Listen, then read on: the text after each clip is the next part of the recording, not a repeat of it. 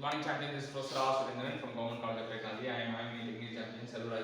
இப்போ நீங்க என்ன பார்க்க போறோம்னா forging அப்படின்ற ஒரு விஷயத்தை பத்தி பார்க்க போறோம். Forging பத்தி என்ன சொல்றாங்க? Manufacturing process involving the shaping of metal using localized compressive forces. So ஒரு மேனுஃபேக்சரிங் ப்ராசஸ் அதை வந்து ஒரு ஃபார்ம் ஷேப்பை உருவாக்குறாங்க. எதை பயன்படுத்தினா லோக்கலைஸ் கம்ப்ரசிவ் ஃபோர்ஸஸை யூஸ் பண்ணி இப்போ இது பண்ணுறாங்க. இதுதான் ஃபோர்ஜிங் சொல்கிறாங்க. The blows are delivered with a hammer or a die. அதுக்கான ப்ளோ வந்து அதுக்கான ப்ரெஷர் வந்து எது கொடுக்குதுன்னா ஹேமரோ இல்லை டையோ தான் வந்து கொடுக்குதுன்னு சொல்கிறாங்க. Forging is after classified according to the temperature at which it is performed. So டெம்பரேச்சரை பொறுத்து அதை வந்து இது பண்ணுறாங்க. Cold forging, warm forging, hot forging அப்படி 3 வகை பிடிக்கிறாங்க. We can get the desired shapes by a compressive force applied with the help of a pair of dies. So dies வந்து பேரா ஜோடியாக தான் இருக்குது அப்படின்றாங்க. பேரா டைஸ் யூஸ் பண்ணி வந்து கம்ப்ரசிவ் ஃபோர்ஸை பயன்படுத்தி நமக்கு வந்து என்ன shape கிடைக்கிறாங்க. It is possible to closely control the grain flow in the specific direction such that the best mechanical properties can be obtained based on the specific application. So இதில் முக்கியமான விஷயம் என்ன அப்படின்னா நம்மளால வந்து கண்ட்ரோல் பண்ண முடியும். எதை கண்ட்ரோல் பண்ணுவோம்? கிரெயின் ஃப்ளோ வந்து ஸ்பெசிஃபைட் டைரக்ஷனில் வந்து கண்ட்ரோல் பண்ண முடியும்.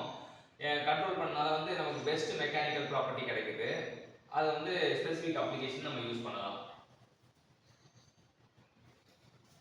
A simple forging operations can be performed with a heavy hammer and a anvil has been done traditionally by blacksmiths. இது வழக்கமாக பிளாக் ஸ்மித்தி ப்ராசஸில் நம்ம பார்க்கலாம். ஒரு சிம்பிள் ஃபோர்ஜிங் ஆப்ரேஷன் வந்து என்பது ஹெவி ஹேமர் வச்சுருப்பாங்க. ஆன்வில் மேலே பொருளை வச்சு டக்கு டக்குன்னு அடிப்பாங்க. ஸோ அதான் வந்து சிம்பிள் ஃபோர்ஜிங். இது பிளாக் ஸ்மித்தியில் அப்சர்வ் பண்ணலாம்.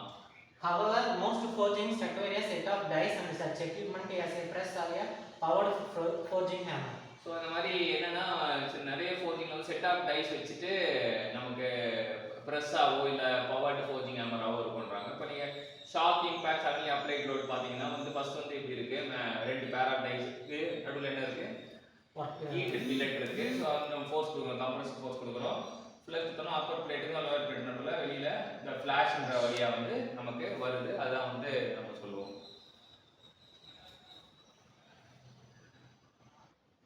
நம்ம என்ன பார்க்க போறோம் அப்படின்னா open die forging, close die forging பத்தி பார்க்க போறோம். ஓப்பன் டை ஃபோர்ஜிங் என்ன சொல்றாங்க? Workpiece is compressed between 2 plates. There is no constraint to material flow in lateral direction. So வந்து 2 பக்கம் கம்ப்ரஸ் பண்ணுவாங்க, அவ்வளோதான். ஆனால் வந்து இதில் என்னன்னா there is no constraint to material flow in lateral directionல எவ்வளோ வேணால் ஃப்ளோ ஆகலாம், அது கன்ஸ்ட்ரைண்ட் இல்லை அப்படின்றாங்க. அதான் வந்து open die forging. Open die ஃபோர்ஜிங்கில் there is no constraint to the material flow in lateral direction அப்படின்ட்டு தெரிஞ்சுக்கலாம். அடுத்தது close die forging. Closed die forging வந்து the shape of the die is closely related to the shape of the product. So இந்த tie பார்த்தீங்கன்னா டையோட shape எப்படி வச்சுருவாங்கன்னா இந்த product நம்ம எந்த திசையை உருவாக்கணும்னு ஆசைப்படுறோமோ அந்த ஷேப்பில் தான் செஞ்சுருப்பாங்க. Calculated amount of material is kept inside the die cavity and the force is applied by the punch.